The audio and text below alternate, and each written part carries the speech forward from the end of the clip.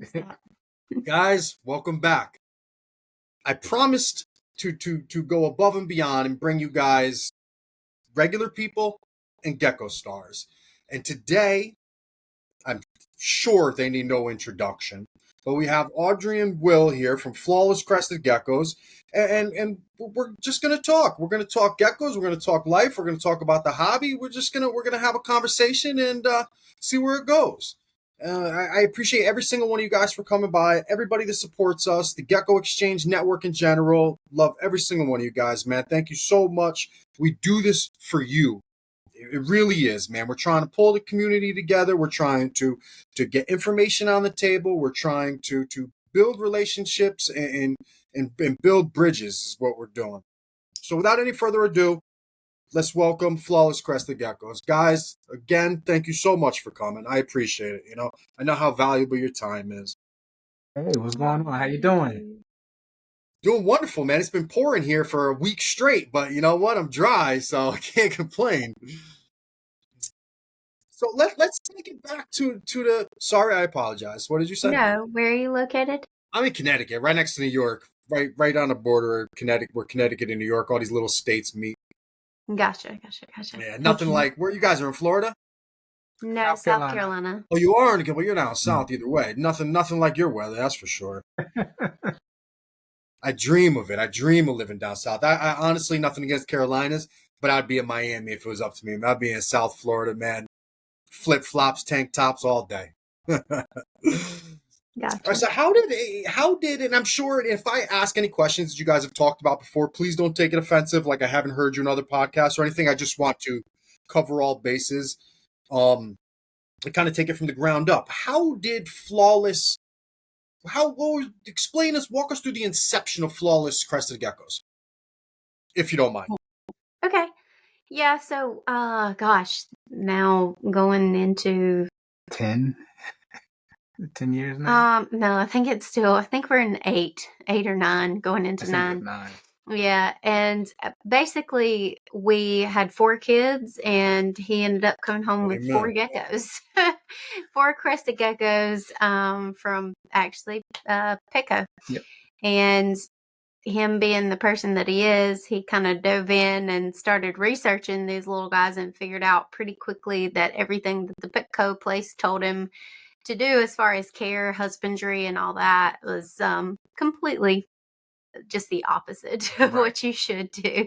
So then once we kind of started in on that, route of trying to figure out exactly what we should do for these guys to give them the best life possible, then we found the whole community of people that actually enjoyed breeding and doing and giving out information and all that kind of thing. So that's kind of where it started. Right, and that's on Facebook. We found all the groups.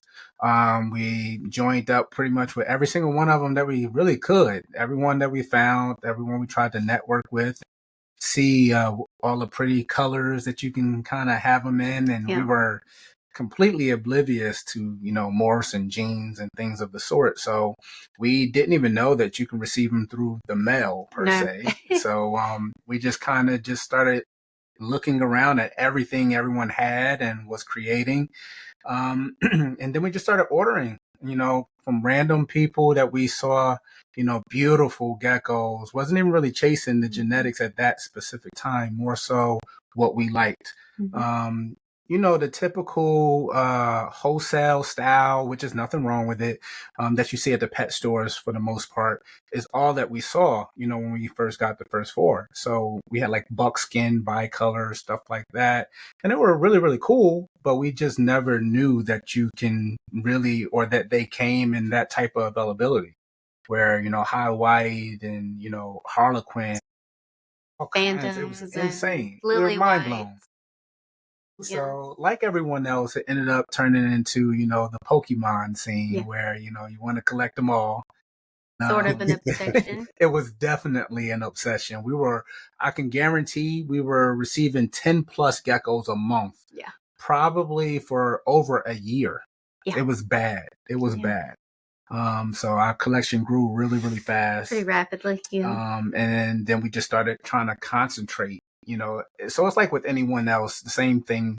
You get into it, you buy a little bit of everything, and then you sit back and you're like, all right, now what do I want to do? Now you fine tune exactly, the path that you want to go down. And you're not going to do that once or twice. It's going to be probably several times as if you go down the business side. Oh my gosh. We can't even count that as high as the amount of times we've changed, what you're saying? Trajectories. Change trajectories, back up and punt, all kinds of different plans when you're chasing this passion on what you want to create. So it's been a long journey. We come from a law enforcement background. So I know that too. And thank both of you for your service, man. Amen. God bless you, man. I appreciate you guys so much. Thank you so much. You. A lot of time away from home, away from the family. Believe it or not, it sounds so cliche, but the Crested Gecko journey for us has brought our family tighter and closer together. Definitely. We've gotten all the kids involved through the various stages of their life. Our daughter, she's 21. She's no longer really working for the business. She's doing her own thing. But we have 3 boys at this point. They're 13, about to turn 14. 15 and 15 almost 16. Right. So they all work for the business as well. So it's been quite the journey, and we've run into so much stuff. But I do think that being prior law enforcement and just living life has helped us navigate through, some of the kind of the marshy areas that you run into, the cliques, the ups and downs of breeding, the success, the failures.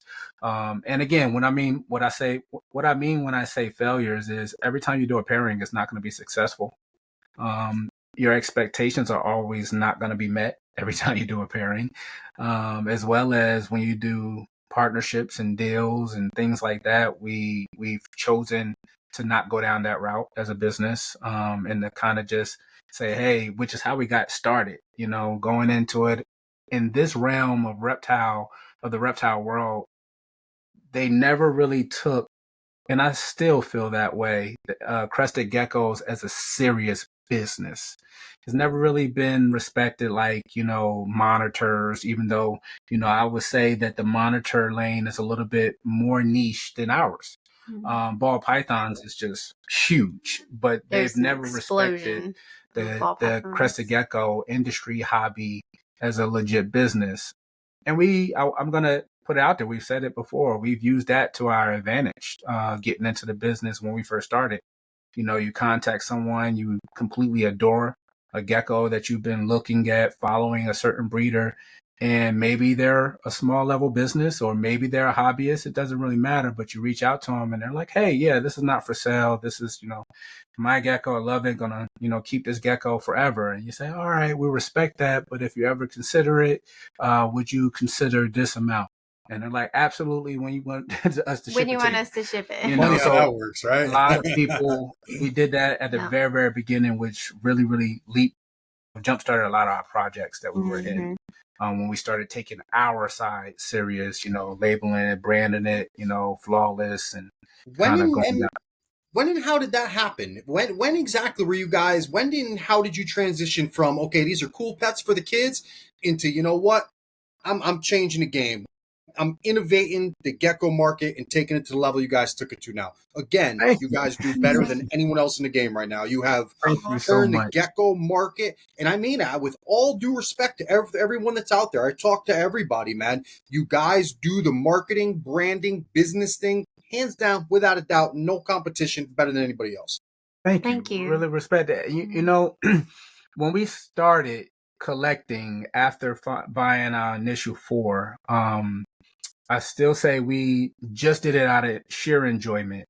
But when we hit a point of 70, 80 geckos, we started sitting back like what are we about to do? We're doing, bioactive. So when we put our stories out there, because we don't do a whole lot of bioactive now, but we have.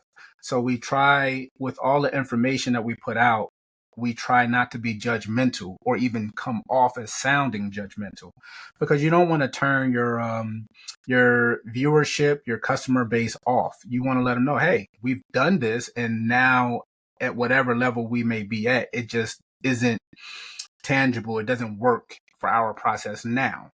And we just kind of move on from there. But I would say about 8 years ago from now is when we took it serious. So it was relatively fresh from when we started.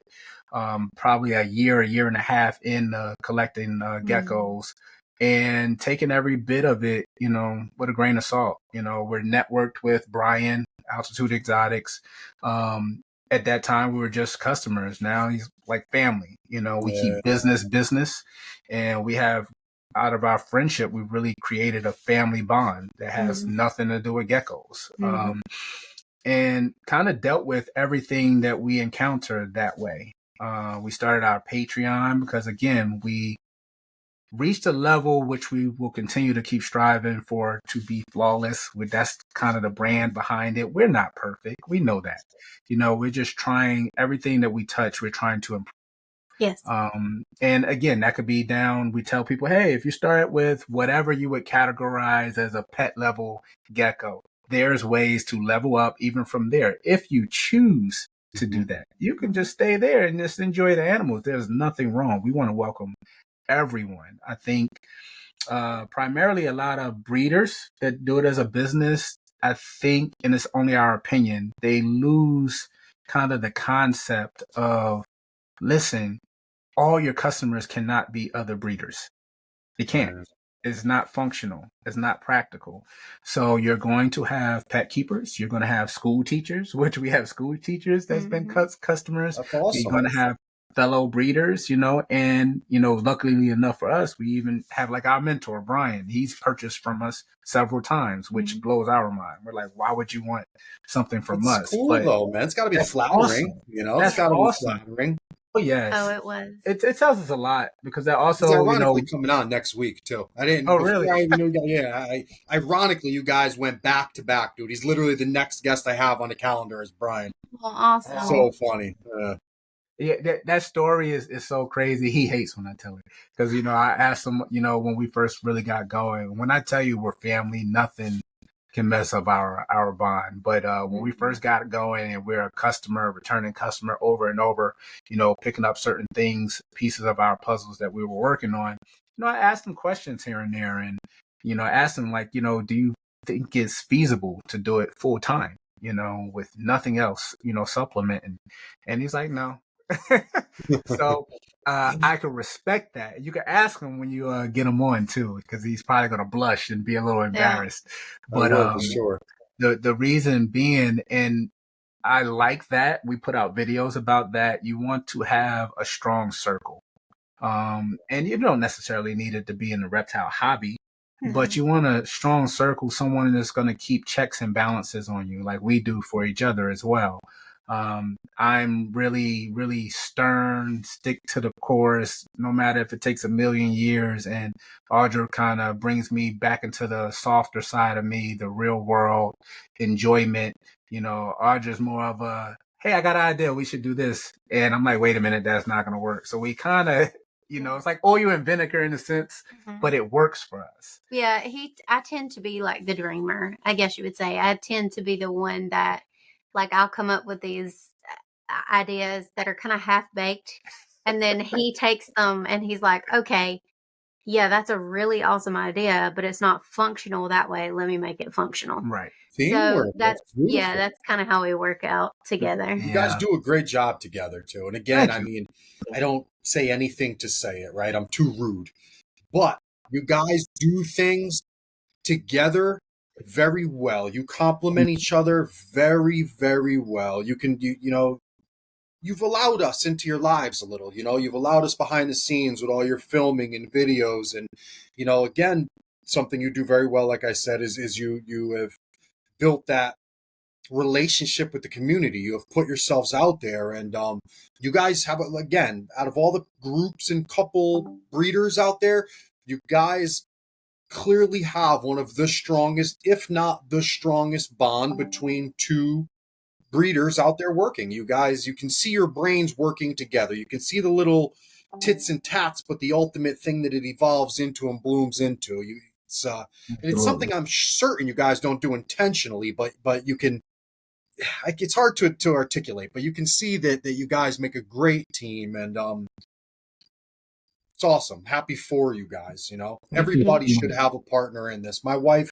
hears geckos and she's in the bedroom with the doors locked. You know, it's like it's a privilege that I'm allowed to keep them. You know, It's but interesting. We went down this lane when we first really got started. You know, Audra's never been a huge reptile person. And I think it's a part of our story as well, because especially snakes, like she was definitely afraid of snakes. But being in law enforcement and feeling, I know this is a little off topic and off beat, but feeling like, you know, you're that change. You're gonna kind of change things from the traditional way, let's say, things are run. And even though you may have like a shimmer of hope here and there on your, you know, day-to-day tours or night-to-night tours, I think every person deals with their fill of saying, hey, I've had enough. And you still got to go back over and over and over and face it again and again and again. And we both did that in our own way. We worked for 2 different departments and worked third shift. So it was really tough kind of dealing with not only people at their worst moment when they need your help, but you also on third shift, you deal with a lot of nonsense, a lot of nuisance where it's just pointless, you know, and it's like, what are you truly taking all this time away from your loved ones, your kids, you know, spending time together. So when we came into getting into the geckos and building enclosures and doing these things together, whether they were good or horrible when we first got started, we all did it together. We enjoyed it. We named the geckos, we did all these things together.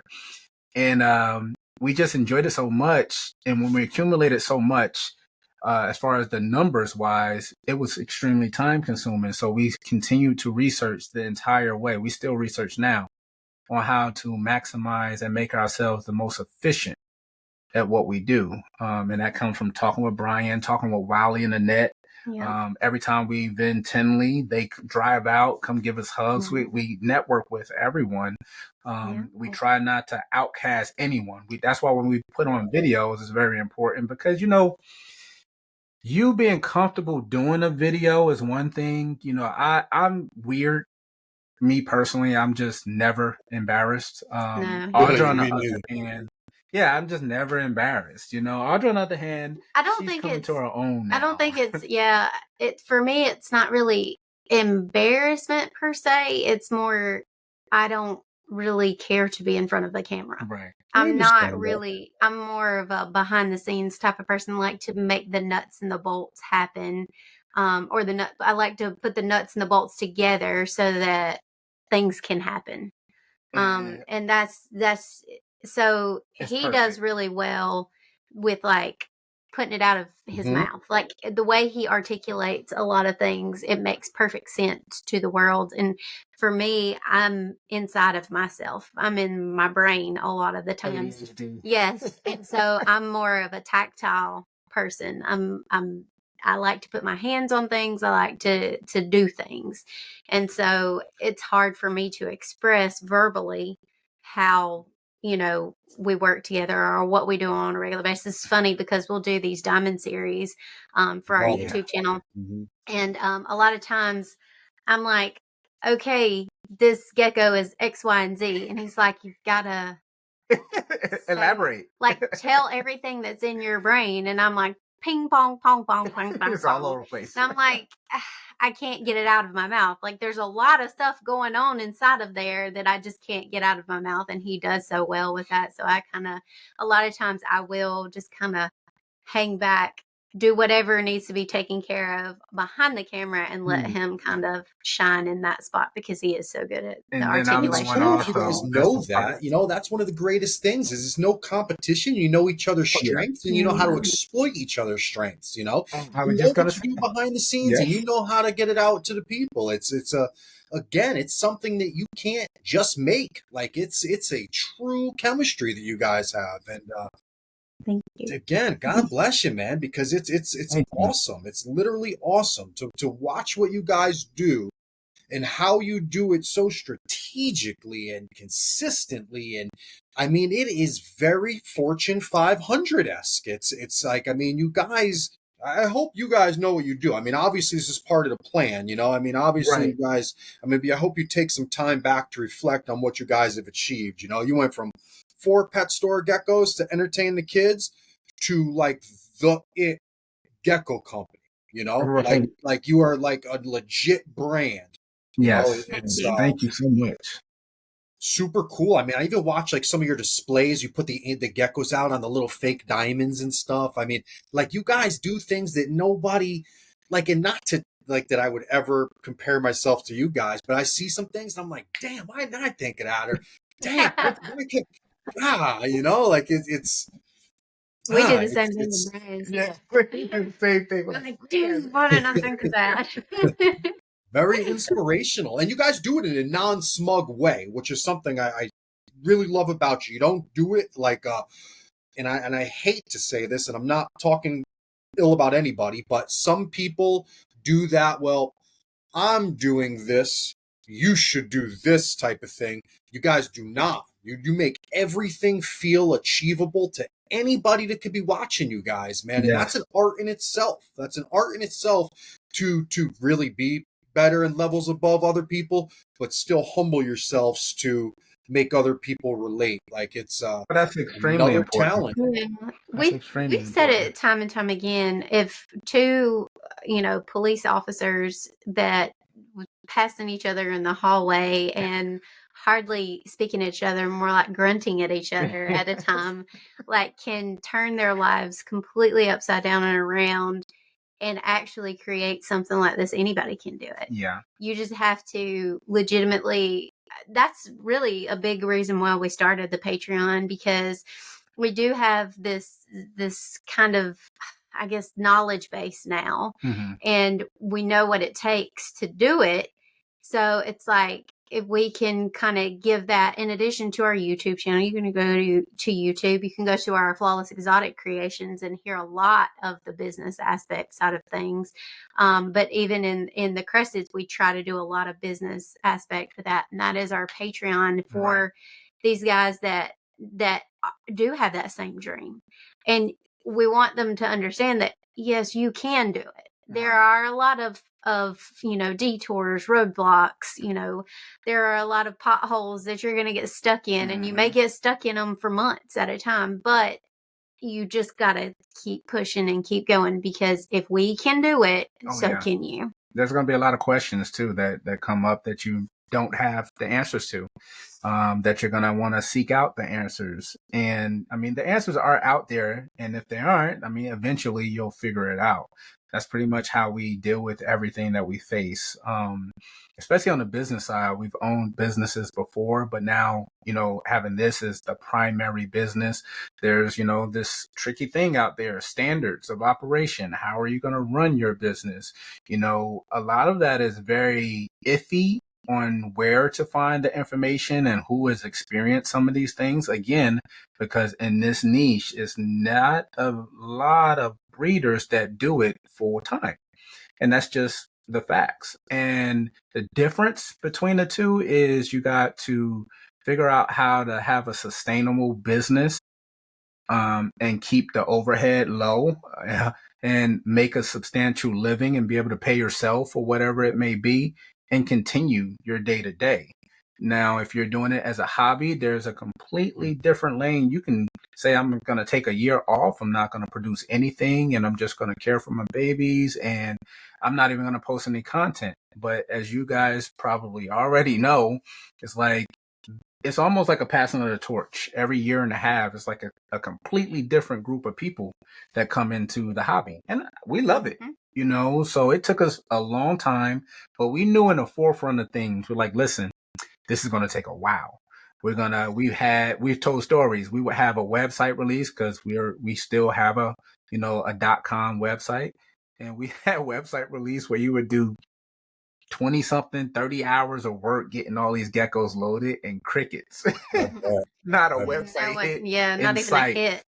I mean, probably 3 or 4 times we Yeah. did that, ramping up, and just trying But to you promote. cannot let it get you Right. down. I mean, Yeah. yeah, obviously everybody has, and that's kind of where we have this thing where, I'm able to express emotions a little bit more than what he does. And so it's For men. okay. It's Yeah.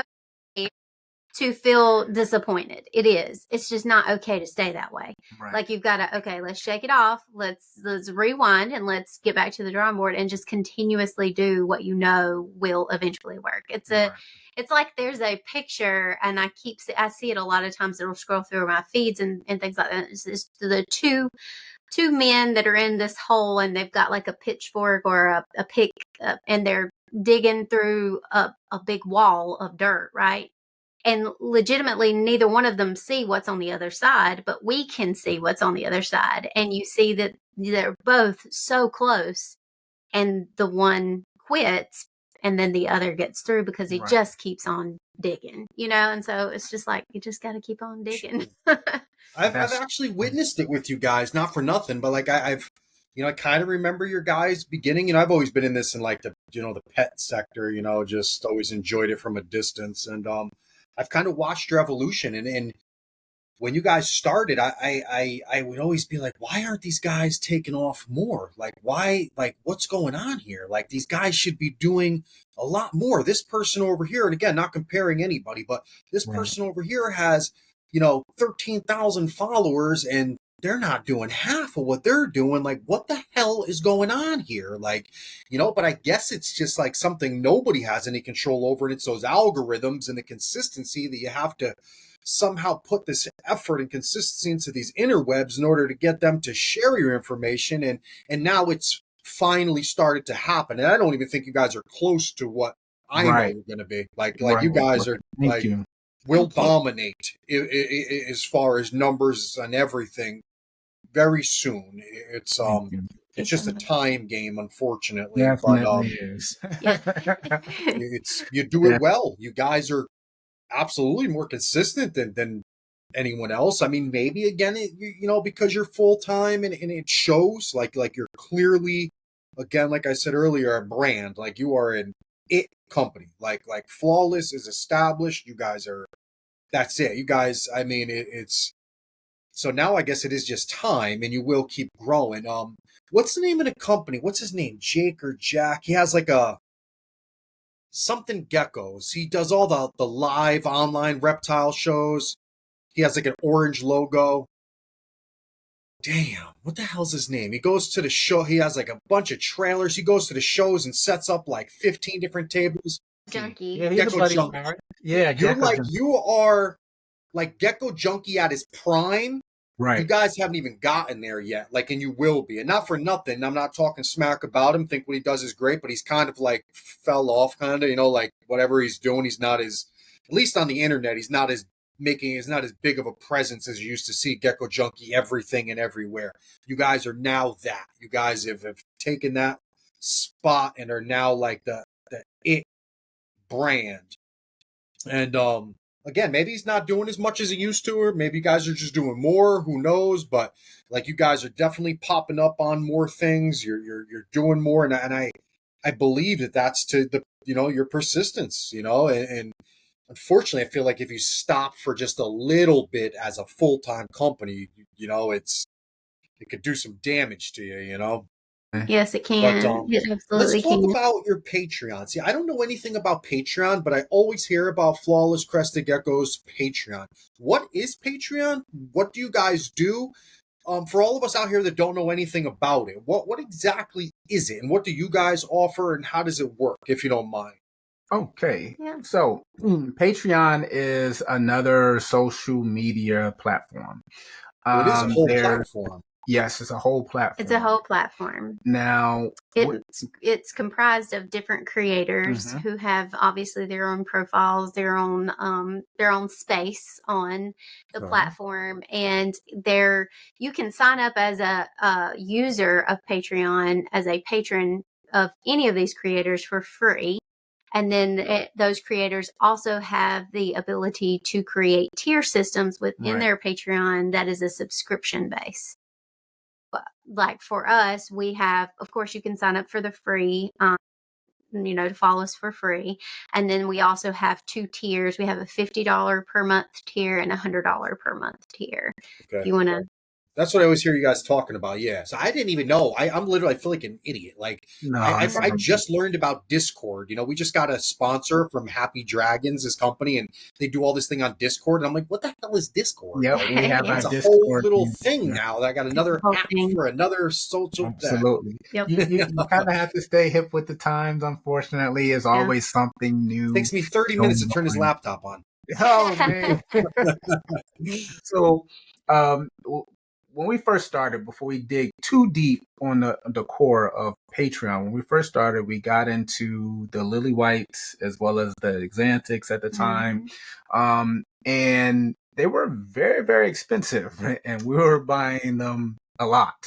So we thought about then. We ate a lot of ramen. Definitely ate a lot of ramen. And when we at that point, we were like, you know what? When we have any success at this, we're gonna figure out a way to kind of give back. Yep. So first few years, we started doing a lily white giveaway. At the height of lily whites, we were giving away a lily white. Oftentimes 2 and 3 lily whites. Yes. And it's kind of graduated past that to the point of, we gathered such a strong following, and we would get messages, on Instagram and almost a way like complaints as far as about YouTube. We love YouTube, but the difference with YouTube, you can be a little bit more opinionated and directional on Patreon because of the paywall. It gets a kind of like a black eye in a sense, but a lot of different creators use it, and it's for this purpose anyway. You have a lot of people, I'm sure, that come to your channel, come to our channel, and they're either bots or they're just trolls, and I mean, they literally mean no one well. No. It's pointless. And with Patreon, you don't have that. No. You just legitimately don't have that. These patrons of ours are our biggest supporters. Trying to pick your brain. And they want to know how they can, get to that next level. Or they may be, we have a lot of people that love our geckos that may not necessarily be like business oriented, want to do the business, but they have a side hustle or a hobby. And we allow our Patreon members to use their subscription for Gecko purchases. Yeah, that's awesome. So, from what I gather, you put it towards their. Yes. You're basically, in theory, giving them a Gecko, right? Like you get your subscription, but you're getting. I kind of understand that from when you guys talk about it, and that's just so generous alone in itself. And there's fees associated for the platform user side, and we eat those fees. Yeah. So if somebody has a $50 membership, you may be getting. I think we get like $44. Yeah, so we get charged $6 of that every time. So $12 for the $100. We eat that. So the people out there doing numbers, if we get one guy or one girl that does $100 membership, then we only get $88 of that. But you're getting we turn around and give the whole $100. Yeah.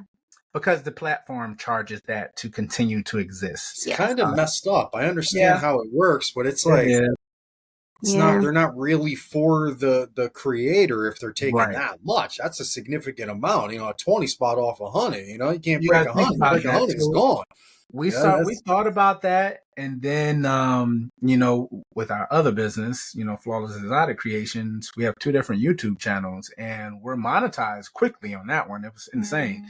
And then we're making good money over there, but the craziest thing is YouTube takes half of everything. I never knew that. Yeah. They take a ton. So if you get a super chat that's, $50 or $20, they take half of it. So we're like, oh, Patreon's not that bad. Yeah. Yeah. So I know nothing about any of that stuff. I host another podcast, the Gecko Exchange with my buddy Jason, and he deals with all that. Like, people do some of that money stuff, but I don't really care about money. I do this, like I said, for people and whatnot. But so I never really put much attention or effort or energy into knowing about certain things I just don't care about, but to hear that it's kind of like breaks my heart for you guys. I mean, to do all the work and they do nothing, I mean, it's brilliant on their behalf, not for nothing. Like, let these talented people do what they do, and we're just gonna tax Right. them. Like, Well, they're Oh yeah, smart. They're they're very definitely smart. smart. damn. Definitely. So what? So what is? I mean, not for nothing, but I'm. My wife is so against snakes, and she told me that if I ever came home with one, that she'd have my stuff outside for me. So I like don't even like try to trick myself into looking at snakes. But what is flaw? What's your other? What have you guys set out on? What's this other venture you guys got? Tell Well, us. so I actually told Will that if he didn't get because at first when he first like started doing the reptiles, he had actually gotten, I guess it was a Crebo for the boys. Oh yeah. Yeah, for the Black boys. Taboo. Yeah, and I said, listen, you have brought Satan into our home. If you don't get it out of our home, you and the snake are going to be the funky smell in the attic. As it's out. But it took me going to shows, going to reptile shows, and actually vending reptile shows right beside these other vendors because I mean, across the board, ball pythons are the most popular animal at these reptile shows. They're snake shows. And so just seeing them over and over and over again and seeing these businesses like Bob's Balls and Yes. Black Diamond was a big one. He's Aaron Mathis and Chachi, his wife. They're just super great people. They were so welcoming, and Da Vinci Boa, that just all of them were so welcoming that we just, I don't know, it helped me out a lot to get comfortable being around them, and then it just kind of snowballed from there. I'll be honest, I was not a fan, and at first when he brought them, I said, I can't. I'm just like petrified of them. And it's like he really worked with me. He really took his time. He worked with me, and he's like, look, this is our next step. This is what is going to help us continue to live the life that we want to live. Right. To continue to spend time together, to continue to build a bond together, to continue this, this journey in reptiles, period. Talented man. I just kind of got with the program. Like, it is what it is. Like, I trust him. That's the thing. Like, I think you have to have, as far as being in a relationship with your significant other or whatnot, you have to have trust. There has to be trust. If there's not trust there, there's nothing. And so I trust that he's not going to take us anywhere we don't need to be. So I just kind of like, I don't know, I'm in his corner like all the time. That's I awesome. guess you would say that. That's beautiful. I mean, don't get me wrong, I want to choke him half the time. I don't know if you saw that most recent. I like want to choke him constantly. And sometimes like a good throat punch, just when he gets sassy. But I'm absolutely a rider for him. How has it been working out for you guys? Has it been successful? Is it very, very, very successful? It's amazing what people, I grew up in the 80s, man, and ball pythons were $40, man. They were a dime a dozen at every pet shop, just a regular, who knows, half were probably wild call, whatever. But to just, I stepped away from those type of snakes. I had berms and retics and anacondas, green anacondas and stuff for a long time, but I never really paid attention to ball pythons. And I wasn't in an area where I was going to shows. When they came back on my radar and I saw what they had went to, I was blown away. I was blown away at what they've managed to do. When I stopped looking at them, I think they had just discovered an albino gene, right? Like that was like the last and only morph there was regulars, albinos. Never saw a ball python again. I went to the White Plains show over my local show in New York over here, and I saw these tables, and I'm like, I thought there were some like giant corn snakes from a distance. I'm like, what the hell are those things? Like, wow. And the money that people spend on them, and the businesses and brands people have built around them, despite how many there are. There can be 100,000 ball python companies. If you come onto the scene with a plan, some cool genes, and a few marketing skills, you could dominate, man. Like it amazes me. That's what we're attempting to do. Yep. We have a plan. There is Good a for master you plan. guys. Yeah, the Good for first you guys. show we vended with the crested geckos, actually Audra was still working in law enforcement at the time, and she couldn't get off. And it was our daughter and myself, and we vended right next to Bob Vu. So I was able to pick his brain the entire show, and dig deeper. Now we're friends. You know, we've been out to his compound over there, watched him at his new facility. Boy, he's got a His nice growth. We've setup. been to Dominican Republic on a ball python retreat, you know, with Bob Vu. He was like, this last show we did was the All American Reptile Plant and Reptile Expo, I guess it is, in Charlotte. And I hear good things about that show. He said, "Why are you not on a plane to Japan with us we're supposed to be in going 2 to weeks?" Japan. I'm like, oh, we can't. We got a wedding and everything. Yeah. Wow. See the doors that these things open up? Yeah, definitely. Even And just like people, you were they see talking you about earlier, the when you're working relationships in and how it's progress, built your family, man. have Like to. these aren't just reptiles, man. These things can do so much, man. The people, myself personally, the people I've met and through reptiles that I've built relationships with on things other than reptiles, it's like it wouldn't happen any other way. It wouldn't happen any other way. No, our life would not be this if it weren't for them. That's why we say all the time, like, I can't understand how anybody would think of not caring the best possible they could for these animals. Absolutely. Because they're what provides us with these opportunities. I mean, it just makes no sense not to take care of them to the best of your ability.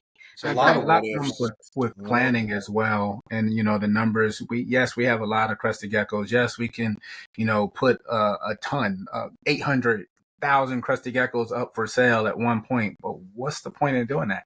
That's not a part of our strategy. It's not a part of our plan. We've literally devised a plan to once we hatch out, we plan on, I think it's somewhere around 1,000 babies this year. But we never sell those babies from this year until we look at them next year in detail, see if this is what we're hitting, what we need to move forward. And now we're releasing a year behind, if anything. So the stuff that we released this year is from last year. If you see, brilliant technique. If you see us release a baby to anyone, that is less than half a percent of the time that we'll do that. And you have to be looking for something very specific. 9 times out of 10, it's a Patreon member. Yeah, we'll go look in for special stuff. See, so what we did with that, I'm sure you're very probably familiar with this. There is no rule of thumb or, generally speaking, like a standard guideline to go by. So we tried to do it within our own company of having some type of guideline. You run into a problem, you figure out what's the solution, and hopefully not run into that problem again. Selling babies was one of them. And people send us messages, hey, check this out. We look at everything people send us. And we're like, man, look at this. This is a killer gecko. This is awesome. Who you get it from? They're like, you. They're like, wait a minute. We're letting go whole back animals. So we changed that and stopped letting, those animals go so early. Because we always say you are your number one customer. So you shop for yourself first with your collection, with your offspring. And then after you've already shopped, then you can start to release. Then you run into the Gecko issue. Monster. You know who Gecko Monster is? Mauricio. He's a big garg breeder, but I interviewed him, and he's a pretty big name in the gargoyle world. But I asked him, like at the end of the podcast, like, what's your biggest piece of advice? And he was like, you never sell your best shit. Like, Absolutely. And it's been ringing. It rings and rings and rings in my head. So many people get caught up like, oh, I got the parents that made them. I'll make another one. Don't worry about it. I'm taking the sale. Yeah. Like, you're foolish, man. You're foolish. Don't take that sale. Yeah. Yeah. But it's brilliant when you guys do. I mean, I think it should be like, in all honesty, I mean, it should be something that everybody implements in their own collections. Like, we all know how much these things change, right? Like, no baby usually stays the way it was as a baby, as an adult. And you're going to sell this thing by, a couple of grams, and this thing turns into a rock star by the time it's a year old and almost 30 grams. You're going to be kicking yourself in the butt, man. And that could be your future. That animal could have been your future. And not for nothing, you get more money, in my opinion, for older, closer to ready to breed animals. Because you can determine whether they're male or female. That was the other obstacle you run into. Okay, if this was 3 years ago or so, and 3 or 4 years ago, and here it is, we're selling a 10-gram, visual Exantic for $10,000. Price does matter. So here it is, you buy that, you have a small collection. It doesn't matter how much money is expendable for you to spend. But if you buy that animal from us and now, it was a probable female and now you grow it out for the next 6 months and at 25 grams, it drops hemipenes, you're sitting there like, what am I going to do with this? Because I didn't need that, and now you're having to double back and you're losing time. You already spent a crap ton of money. So that was another issue you will run into. I'm sorry. There is a huge difference between being gifted a gecko that you may need or buying a gecko for $50, $100 that you need that ends up being the opposite sex of what you need versus something that's an investment animal, that someone's investing in. So again, these are the steps that we took to build our standards on what we wanted to move forward with. Yes. It's awesome. You're doing the customer a favor. Like I hope most people know that, but that's a huge solid that you're doing for your consumer, like we are giving you, and then the whole, progression thing, sometimes they don't always progress for the better. Exactly. Let's be honest, Yep. So you're doing them a solid by saying, here, wait till the animal's this old. We'll offer them to you at this size. I mean, it's a win-win situation. Whose idea? Definitely. Who's taking credit for it? Which one of you two's idea was this? Well, so I'll give you a little. Years ago, we sold 2 of our absolutely gorgeous high white crested geckos, and they were sold as probable females because we did not see any boars. Well, then when it got to said country, because it was not going to anywhere in this country, it was going to another country. When it finally got there, and time passed a little bit, all of a sudden we've got a male off of one of them. And again, it was still young, still not somewhere where we would have guaranteed sex of the animal, period. And we were very clear about that, but still we had a little bit of a unhappy person. And I was like, I told him, I said, because again, I'm like emotional as it pertains to that. And he's so logical. He's like, look, this is what we're doing. This is how we are going to handle this particular situation. And this is how we're going to move forward. We did great. Everything went great. Actually, that customer still randomly had contacted us after that, wanting to do more business with us or whatnot. But that being said, after that experience, I said, no more. Right. I said, we won't sell probable anything. They will be either, at that particular time, I said that it will either be unsexed or these just won't be for sale until they are confirmed. And so, and so he said, well, let's just not do unsexed, period. Let's just start cycling. And so we just kind of, made that firm decision back then, and it's just worked out really well for us. Awesome. Do you guys find any trouble housing that many babies though? Like, No. I'm sure you going to get backed up, have a lot of animals. We did. We did. We had, we have a decent sized house, and we had them everywhere throughout the house. They were on the dining room table. They were in about 3 different bedrooms. It was crazy. The bathroom, the second bathroom was our incubator. We said at that time, is that okay? We either we have to sell off some, or B, if we're going to take this to the next level, obviously we've got to we need something to put them in. We need a facility. And then we looked at the traditional storefronts, and the overhead was just insane. So we opted for the kind of the one time buy it as yours. Did it the right way. Did a good job with it too. I watched you guys put it together, man. You guys did a beautiful job. I'm a carpenter by trade. That's what I do. Oh, nice. You guys did a great job. Thank you so much. It's all YouTube. Yep. YouTube. I tell people all the time, man. I go to customers' house to fix things for my company sometimes, and I'm like, you could have saved yourself like $700 and just watch a YouTube video and did this yourself. Like, you got me out here doing this, which I'm getting paid, so I'm not going to lie to you people. I'm going to fix your broken whatever, but you could have did this way, man. Look, we just saved $4,000 by changing our own hot water heater out. Oh yeah. Man, You you get do. yourself some shark bite fittings, man. You don't even need to sweat a pipe anymore, bro.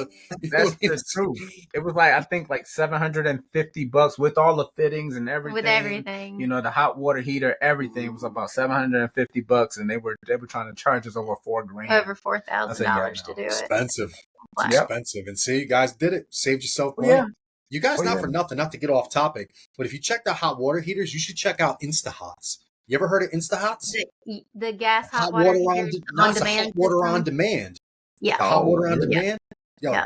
they have electric ones, and I guess they have gas ones, but they're super Mhm. cheap. And a lot of the customers' houses I've been working in lately, everybody's been swapping and going from hot water heaters to Instahots. You don't have to store Mhm. heat. You're not heating a 50-gallon tank of water all the time. It heats the water as you use it. That's actually what we have in the facility. We have an electric one in the Yeah, facility, there you but go. whenever we move, we want planning on some building property, again. and when we build again, everything will have instant. They're We'll have an awesome. on-demand systems for Game everything. changer. What did you guys run for water out in your facility? Do you have like how are you spraying? Do you mist or use water? Do you have like a hose system, or because like I'm constantly running my room is in my house. I'm constantly running back to a sink, and I hate myself every day. I got to go back and forth to a sink, back and forth to a sink. I just actually dug the trench, and we actually have running water and everything in the facility. Yeah, but as far as Maybe like, I do remember seeing you running the Yeah. conduit for. I thought that was electrical. Okay. no, Awesome. and our facility is completely humidity controlled, so we don't Yeah. mist at all. Yeah, we don't miss it at all. There's just Awesome. no need for it. Yeah. Awesome. Because we have humidifier and dehumidifier. It's all on a smart system to where Yep. when one needs to start, the other one, will stop, and vice versa. What company? If you don't mind me asking, what brand did you guys use for your like? I Medea. use Govee. I have a totally different thing, but I'm blown away with how this technology works. Like I have little sensors and a humidifier and a air purifier and a Yep. thing in my incubator, and these things all send my phone notifications. I got air sensor monitors and stuff. I'm like, what the hell? This technology is crazy. We have several. We have several, and everything we went with. We literally checked everything out. We wanted to make sure it was Wi-Fi enabled. If not, we were able to go old school and go analog with something where it's just an on-off switch, and you just kind of flip it on and then plug it into a Wise outlet, which Mhm. now you make it. So Smart. we had to either go that route or super sophisticated. But some of the brand names that we used was Medea, Midea, with the dehumidification, and you can actually hook up a drain hose to it because it empties into a huge, I want to say 5-gallon tub reservoir where you have to dump it, but we don't have to because we just went with a direct line into the sink. So now, it can pull the humidity out of the air and right into the drain. And I want to say it's air care for the humidifier to put the humidity into the air. We have that, which we don't have to use too often because when we cut our dehumidifier off, the way the facility is built with no windows and everything, the humidity starts, especially with the heat that's being created in there, starts to increase. Yeah. So it's actually been a really, really good design for it. Yeah, that was really good because we don't have to worry about humidity hardly at all. And in fact, it's just, especially since the hurricane, we haven't had to run that humidifier at all. Like it hasn't only really here been and on. there. Only Awesome. Only here and there. Hardly ever. Yeah, and then we have we also have the Govee units as well. Several of those around and incubators, trying to make sure that we know what the actual humidity and temps are, just in case, if this alarm goes off, we're not getting any power. So we have all these different kind of warnings in place for us. We have our security system set up too. We have cameras. People probably think, Lord, what are they doing? Motion activated. Because that's awesome. It's awesome. All angles are covered. Back here. Yeah. We have 5 different views inside of the facility too, so that we can make sure everything is just kosher all the time, every angle. Plus, speaking of security, there you go. Speaking of security, I did another podcast last night with BB's Crested Geckos. Yeah. And he was telling me, we were talking about, unfortunately, some animals that got taken at some shows. So we were talking about like using why I had thought I was like came up with this brilliant idea, and I was like, yo, get some wireless cameras and put them on your table. He's like, yeah, I got a bunch of them. I'm like, oh, Yeah. I tried. But have you guys experienced unfortunately any bull crap like that at shows? Anybody doing anything like that? No, we haven't. It breaks my heart to hear it. It's only been like the last couple months, and I'm like, damn.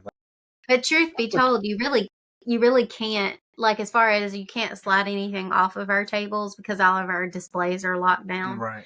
So unless you have the keys to our specific displays, when you would be like a vendor coming and stealing things, which is chances are that's not going to be the case. You know?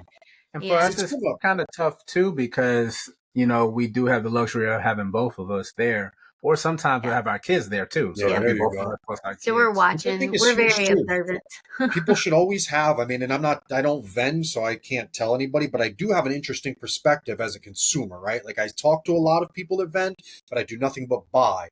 And it's a terrible look when you go to a table and there's no one there. Like it drives me up a wall where I'm like, if I see it and I want it, and I'm not trying to sound smug by any means, but I don't care what the price is. I want it now. Here's the money. I'm not haggling on the price. Give me what I want. And when there's no one there and I can't get what I want, I get in my feelings, right? Like now I'm off to go buy something from your competitor just because you weren't there. And we've received that as well. People come and they'll tell us the story and come and buy. Or when we preach this to our Patreon members all the time, and this shouldn't be, anything groundbreaking, but if you are behind a table, you're there to do a job. You're not there to just sit and twiddle your thumbs and look at your phone. You need to speak. You need to be friendly. You need to put a smile on your face. It doesn't matter what's going on in your life outside of that moment. That's very important, especially with being from different walks of life. Like, it's been an adjustment for me. I'm originally from Newark, New Jersey. Yeah, and he's rude. Okay. I'm from up north, He's rude and abrupt. Yes, I'm from West County.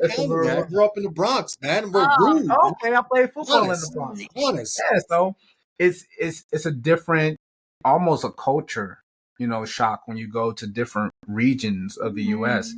When I first moved down here, you walking down, out of the supermarket and someone, hey, how you doing? And people I'm like, that's weird. What do you mean it's weird? I'm like, you don't talk to people unless you know them. See, down in the South, it's funny because I would go up to New York and I'd just be like, "Hi, how are you? Hi," and then people were like, "You're nuts." What doing? Like, why is she talking to me like this? And I'm like, I'm just like, well, y'all are rude. Yes. But I told him, I said, listen, you came down here, so you need to assimilate. You need to smile and be nice. I've done well. He has. It's I get it. It's a culture shock, like Will said. It's something, it takes a little bit for us to adapt to, Audrey. We got to we're on our guard all the time. We're processing things that yet to happen. It's funny. We are analyzing what is yet to happen, so we know how to handle it 4 ways before it even does. I say it all the time. I say it all the time. I don't know how we manage to end up together because, I'm just out there friendly and talking to anybody and everybody and smiling, and he is How'd just. You guys meet? How'd you guys meet? In the gym. Yeah. Really? Yeah. That'll do it.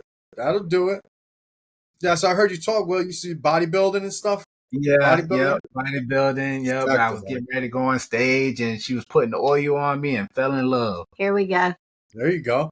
Here we go. For years. I never competed, but my life was the gym, man. I still have a couple certs. I was training for personal training for years, man.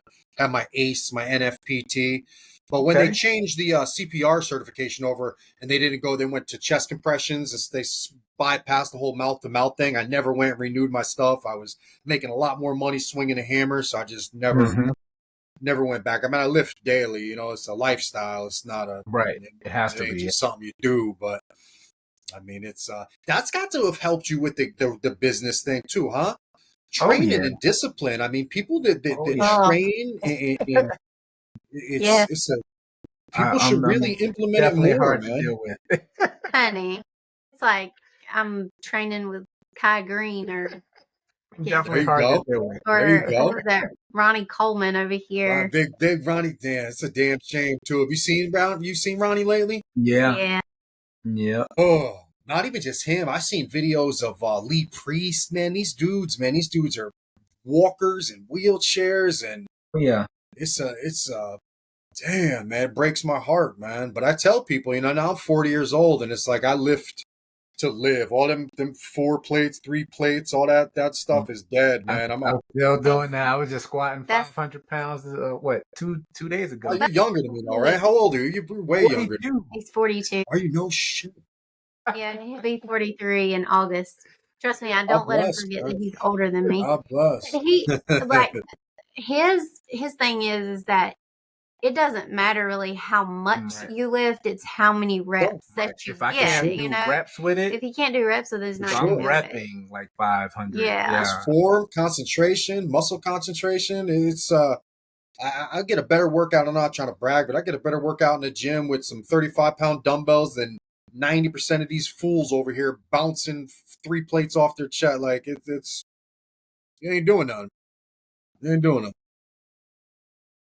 The discipline rolls over in life. Yeah. Healthy lifestyle lead to, and I'm a big advocate, man. A healthy lifestyle lead to a healthy everything, businesses, work, relationships. I mean, you know how you feel. You roll out of the gym roll out of the gym at 8 o'clock in the morning. You already Mhm. accomplished more than 90% of the world has before the sun Oh comes yeah. up. It's like it's a gladiator feeling, man. You feel like a warrior, man. Like there's nothing you can't achieve. Yeah. It's a beautiful feeling. Yeah, I'm definitely Sure. one that internalizes a lot of that. I get on her nerves with that, because I have this thing where it's like, yep, you did that, okay, yeah, nobody cares, do more. So Yeah. and that's how we kind of live life by. It's so hard to deal with, I know, but Yeah, I'll be over here. Look what I did. I did this, I'm and like, look at the cool. kids. The kids did this, I'm or like, nobody one of cares. them did. One of them lifted, like made a PR for themselves or whatever. And I'm like over here, Mom. I'm like, Mom. That's I'm so awesome. happy for him, and That's that's awesome. awesome. And he's like, Yeah, nobody cares. Do it again. And it's funny though, because the boys, they'll come and they'll be like, yeah, Dad, he showed me this, he showed me that. And they love, the results. They love the training and everything. And they're like, this is how I'm more harder on myself and my family than outside. Oh yeah. So with Should be. my kids, I'm Should like, be. look, yeah, you did that. Yeah, well, you're supposed to. You're supposed to be There you successful. go. Should If be. you're not successful, then it's a failure. Do more work harder, plan better. So I'm definitely a big advocate of not a whole lot of congratulations. I'll No leave that for participation argument. awards, man. No Oh my participation God, awards, I man. No, hate I don't. I'm No down with the participation awards. participation Yeah. award. You're raising men and you're doing it right, Will. Not for nothing, but you guys are raising good. Thank I you. really got to commend you on that because you Thank are you. doing a phenomenal job raising men.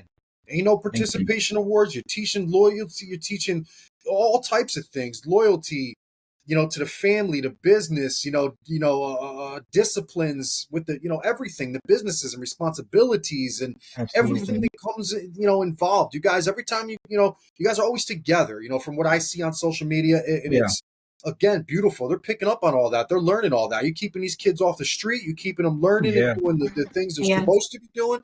And they're developing, man. They're going to be incredible adults. Thank you. It's a beautiful thing, man.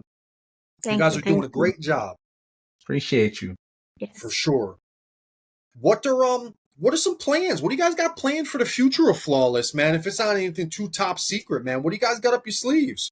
No, not too top secret. We'll be doing Daytona Mhm. as far as a show down in Florida, Daytona, Florida. Then we'll do every Tinley. We have sort of a consistent schedule as it pertains to shows. We do 2 Tinleys a year, the March and October show. We do the Daytona show in August, and then we do Charlotte twice a year, and then Bob's show in Atlanta twice a year. Right. You Then guys on are the all social over down media. there. Oh yeah, Well, you Yeah. big got time. Flora-Fauna? Did you guys go to Flora-Fauna this We year? didn't go to. We haven't been to Flora-Fauna yet. It hasn't been able to logically work out for us. Yeah, just It's yet. a We're troop for planning you on it. guys, yeah. I went the second year. It's a beautiful show. Gabby I was has there the really second helped me. year I went up there. It is. It's an experience. I don't know how to explain it because it's not like a typical show. I hate to say it. I don't want to say that people don't make sales because I'm sure they do, but it's Right. not like your typical reptile show. You know what I'm saying? It's not like people. I mean,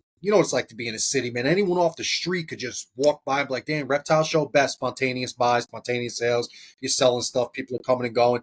Like people have to plan to go way out of their way to go there. So you're I just, again, I'm trying to look at it from a consumer standpoint. Like it's just not on the map of places you're just going to walk on by to go in. Like Right. chances are a lot of animals there are probably pre-sold. Some may be sold obviously for people walking around and see something they like that they didn't see before, but it's not a big sales thing. I wouldn't imagine. It's more of it's a retreat, right? It's a retreat. It's a networking thing. It's something I think you guys would do, incredibly well. Don't get me wrong. But I believe you'd make more money in other places, doing other Right. shows. It's funny though, with the show scene, we do very well at the shows, very, very well. But that's never been a part of our game plan. Our game plan for the shows is to hopefully get into regions, so where we can kind of get out there and network with the actual customers that we've been dealing with back and forth online. We do so much online that we want to get out to California, Texas. We want to get out into these different regions that are not very familiar with seeing us face to face. That's the benefit of doing the shows, and the revenue side of things is just another perk. So we want more so the platform. A lot of the time we've done shows where, hey, we did St. Louis, and, if you can get, 5,000, 10,000 people through the door, it makes it more beneficial for us being a content creator, being a online sales business, where it's more beneficial than just cash in hand. Full time. You have to, and I'm not telling you guys anything you don't know, but you have to look at this different than the hobby breeder who's just in it to have fun type stuff. I mean, it can bring you plenty of joy, but you ultimately have bills to pay, mouths to feed. You have to do what makes the most sense financially, and I respect it, man. Calculating, crunching numbers like that, and logistics and stuff. Excuse me, I think I just swallowed a fruit fly. This is what I don't miss about this time of year, man. All these damn bugs start flying around my room. Yes, and they're done. Damn, that's nasty. Oh, crap. But again, it's like, a show like St. Louis with 10,000 people is clearly going to make more sense than Flora Fauna. And again, I'm not bashing Flora Fauna. I love Gabby, love Brett. They put on a hell of a show. We plan on doing the show. I think they're relocating the show to, I think, North Carolina, I've heard, next year. Well, that's where the shop is, isn't it? Have you guys ever been to their shop? Have you ever been to the store? We're planning on doing that. Keep planning on doing that. It's just like time gets away from us. Even though we're here on the compound and we work from home, man, we stay so busy. It's insane. We stay so busy. I bet. Pretty much any time that's not dedicated to going here and doing things for the business is dedicated to our children. Right. And that comes before anything, so it really. We have basketball events, track, football, wrestling. Like it's always something. Yeah. That's good that you got them doing it though, man. You're living the life, man. That's the American dream, right? You own a business and you got the opportunity to raise your children like respectable people, man. That's the American dream. God bless, man. That's beautiful, man. The whole thing is, man. I love what you guys are doing, man. Thank you. I admire you guys so much, man, for all of that. Appreciate it. We really appreciate it. It's just, I again, I'm not taking anything away from you, but I hope people see that anybody could do this, right? Like if you got a passion, you too can have any type of business and pay attention to your family just as much. You don't have to compromise one to better the other. I mean, there is a balance, man. Life is all about balance, Definitely. You guys do it well. Who's into the business books? One of you two is very business savvy. I've dabbled in a few business books, and I can tell someone's reading. The only big business book that I've really read, and Rich Dad, it's Poor a Dad. small book, is There Rich you Dad go. Poor Dad. Yeah. Rich That Dad one Poor I would Dad is recommend anyone. Kiyosaki Yes, book, right? yes, it Robert is. Kiyosaki. And then The Art Yeah, of War, which is not really a business book, but you can kind of spin it for into sure. business. Yeah. That's Green. What's his name? Robert Green. Robert Green. I think it is. I think it Yeah. is. And then, it's funny because one of my favorite books and the one that I probably read more than anything is the Bible. Amen to that. So, Listen, I tell people all the time, if there was no God, right? If we lived our lives by this book and we do everything that it says and we look like weirdos to everyone else out there, and at the end of the day we die, lights out, we don't wind up in a heaven, there ain't no heaven. Was it really a bad way to live your life? yeah. Was it a bad way to live your life? Is it a bad way to treat people how you want to be treated? Is this so Right. wrong? And my thought process is but what if I'm right? What if we're right? And I would much rather be spending my time in the pearly gates of heaven than the other side. I don't want to burn. No offense, I don't like being hot. I'm second generation Italian, born and raised in New York, man. I'm a Roman Catholic. I mean, it is so much more than a religion to me, man. The Bible is part of who I am, unfortunately. I know I ain't always abided by it, but I try. Does anyone? I try. I don't think anyone does. I Right. try. Yeah. I genuinely try to treat people how I would want my loved ones to be treated, Absolutely. Yep. The golden rule. Absolutely. For sure. All right, so we're whoa, damn, we're over the hour. Yeah. Good conversations, man. It's what I was saying earlier. I mean, I hate keeping people. But it's sometimes conversations just go and you have a good conversation. And, I mean, again, like I said, my objective is to get people to see who people are, man. See how people answer questions that they weren't expecting. I don't have a script. I just talk to people, man. I want people to see that they can too. That anyone out there that's watching this that has a question can approach these people. You can ask them questions. You can, reach out. Don't feel that you're anything less because you have one animal. Reach out to these big names because they're big name people. Doesn't mean they're rude or mean or standoffish. I mean, people are willing to help in this community, and that's something that's I think underappreciated and understood, misunderstood. I don't know what I'm trying to say. People just have this misconception that they're Gecko famous. They're not going to answer me. 9 times out of 10, you get an answer. You'll get help to your problem. It's if you're having an issue, odds are these guys have been through it already. It's a beautiful thing, man. And I just hope that you guys out there can see how awesome these guys are and how much, how dedicated they are to us as the consumer. Everything they do is for us to get us better animals, to give us a better experience, to make everything better for us out here, just trying to enjoy these things. They're doing the hard work. Go over to Flawless Crested Geckos if you're not already. Show them some love. Check out their Patreon. Follow them on every platform. Check out what is your guys' the name? And I apologize, I don't follow. Maybe I do, but the snake. What are you guys calling your snake brand? Flawless. So our snake brand is Flawless Exotic Creations, and we have YouTube, we have Instagram, we have Facebook.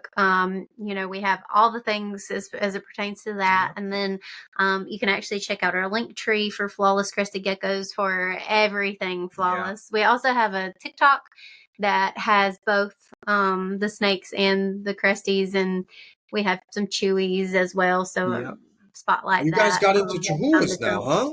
Yeah, we've had them for a little while now. They've just been hanging. That's my thing, man. I got into the crested geckos because of the chihuahuas. I bought a bunch of babies, fell in love with chihuahuas, bought 30 of them, man, before the pandemic. Wow. 30 of them. And raised them all from babies. So I had 4 years. I didn't breed them until they were like 3.5, 4 years old, which I know now that I could have bred some a little earlier. But I wanted to learn hands-on. So that's how I got into crested geckos. I'm like, what can I learn with that'll help me with them that has a faster turnover? So I started getting into crested geckos while my chihuahuas were growing up and raising. And I mean, that's where my passion is, man. I love the Jews. I didn't know you guys were working with them. I Yep. would have Yeah. had me one of them things. That's cool to know. That's good to know. Mhm. And your website too. You guys also have a website. Are you, Yeah. you putting stuff out there? So I Yes. got another question real quick. Do you guys have time? Like, Yeah. do you have a couple of minutes? How are you? Mhm. How are you doing most of your sales? Are you doing Palm Street, Morph Market? How are you selling most of your where other than shows? So most of them are really direct to consumer. So you can contact us on email. We still communicate through that, but most people go to our website. We can send them pictures. We can do all of that stuff through there. They can pay through there. We Morph still, Market as well. Morph Market. We still get inquiries and Instagram Instagram. and Facebook Really? Messenger. Yep. I Believe hear it or people not. do well on Instagram. Like I Yeah. never Yeah. even see things for sale on Instagram for some strange reason. But every time I talk to people, they're like, yeah, believe it or not, the most of my sales Yeah. A good on portion comes Instagram. I'm like, through really? Instagram, Instagram. Instagram, and TikTok actually. TikTok. My wife We won't let get me have TikTok. Snakes or TikTok. yeah, yeah. Um, TikTok and then just Palm Street, we've Palm done Street. some partnership stuff where we team up with Mhm. Brian and we do Really? stuff on the Mhm. geckos. But we've done our own Palm Street with Flawless Exotic Creations. It's all under Flawless. But we literally don't have any stock on No, the no. snake side either. So we're doing well on that side of things. That's good. We're 2 years in. We've had almost 80 clutches in total, and we currently have 4 babies available. Yeah. We've never vended with them. So yeah, What type it's of jeans are you crazy. working with? Not that I know much Um, about them, but I know a A a couple. lot. Monsoon, Stranger. Stranger, DG, Yeah. Heard of that. Pie, Ultra Desert male. Ghost, that's the other one. I heard of that. The Desert Desert Ghost, Ghost, I've heard of that. Ultraman. That's Ultramel. like a big money one, huh? Well, in general. Oh yeah, the combinations of a lot of the recessive LC. with some codoms, yep, LC, Black LC Black Magic. Magic. We got a lot. And we've got a couple of jeans that we're really excited about kind of coming up, the up and coming type of thing. One Yeah. that we've That's kind of cool. gotten into we kind of pulled out of our collection, Right. which was really cool. Isolated it. Yeah, isolated it. So we've got a lot of Nice. really awesome stuff Do you coming up. think crested geckos will ever get as big as ball pythons? Do you think that they have the potential? I think the Genetically? potential is there. I just think it's kind of like, okay, for instance, I'll use this as an example. Will is 42. He'll be 43 in August. I am 39. I'll be 40 in October. I will never catch up to him because he's, 3.5 years ahead of me, almost 4. And so that even though there will be a time where I get to 42, it will definitely be left in the dust. Good analogy, actually, Will. Yeah. I mean, So that's the same thing that I feel like, in my opinion, and I feel like the ball pythons legitimately their market is 16, 17 years ahead, almost 20 years ahead of our crested gecko market. I think it's just time again. I think it's that and the potential as well, where we talked about a little earlier with people respecting their craftiness on their business side. Mm-hmm. Since the customer base is far wider, so is the breeder side on the ball python.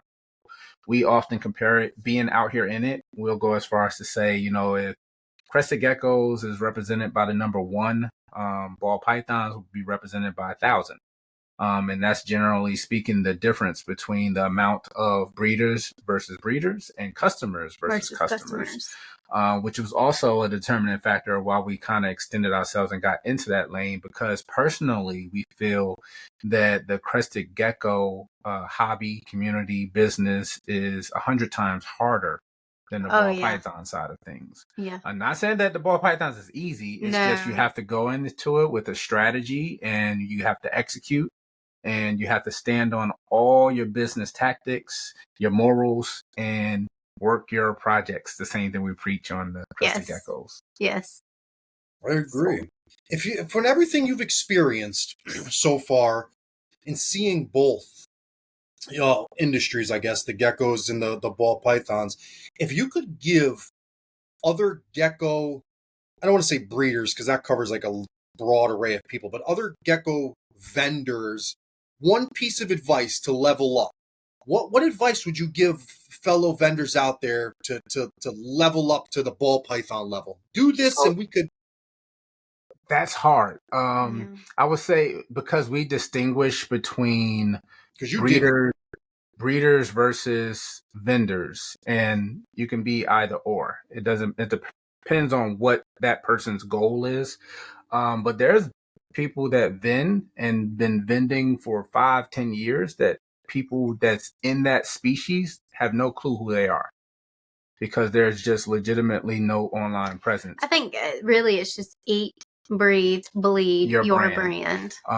And when we're talking about leveling up, I mean, you have to think about that. If you are just a vendor, which is fine, you have to understand and be willing to accept the fact that when your vehicle breaks down on the way to a show, you're not going to make anything. You're done for that weekend. You're not going to make anything at all. You have no online presence. You have nothing else to fall back on. You just have to get your vehicle or get whatever affairs in order so you can make it to your next event. And typically, you're literally running 30 plus shows a year. Any other family and get quality of life goes down. It's just so many determining factors. We kind of are on the opposite side of the spectrum where we want to be 90% online, push, do your business during the week where it's like, hey, we're going to go vend this big show in Connecticut, and we can go get a plane, we can drive, we can do whatever. But the point of the matter is we're not dependent on the revenue. We're trying to go there and show up and show out and return back home. The revenue side is irrelevant because we've been doing what we need to do between Monday and Friday every single week. So it's kind of, that's how we try to level up and continue to move forward. It's real You have to business respect stuff. it, and you have to answer for it. It's hard. Presence is everything. Presence and, Definitely. appearance. Unfortunately, I hate to say it. You could have some top-notch animals. Unfortunately, and I hate to say it, if you're not flashy enough, you're not going to get the attention, man. Appearance is really, it's really it. If you've heard the saying, as cliche as is, but like fake it till you make it, right? Like you could buy a bunch of fancy banners and invest in a whole bunch of, nice jerseys and hats and shirts and really not, and maybe some nice displays and not have like the best animals. No, there's people out there with better animals, but display your animals as if they are the best and you'll kill it, man. Or even go one step further. Let's say, go to the opposite side of the spectrum. Let's say you have the best of the best from everyone out there. You have the best from us. You have the best from everywhere. You import out of the country, the whole 9 yards. Everything you have is absolutely fire. It's crazy. And no one knows who you are. So the only revenue stream you're going to get is from, this little town no one heard of that you're vending at, and again, dollar is apples to oranges, but whatever the market may be for whatever it is that you're selling, if you can get that median, not even the high, but the median just by putting it out there, whether it's at a show or it's online, that will be optimal versus no one knows who you are. Throw a tablecloth on the table, you go and vend, you have all this high-end stuff, but now you're inboxing us because we've had to answer these questions and wondering why you can't bring in the same dollar for dollar revenue on the same animal that somebody with more reach can bring in on that same animal. You see, that's a thing. A lot of people don't understand that it's not just the animal that people buy. They buy the experience. Yes. They buy the customization.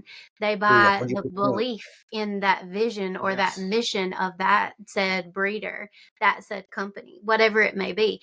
You can smell a fake a mile away.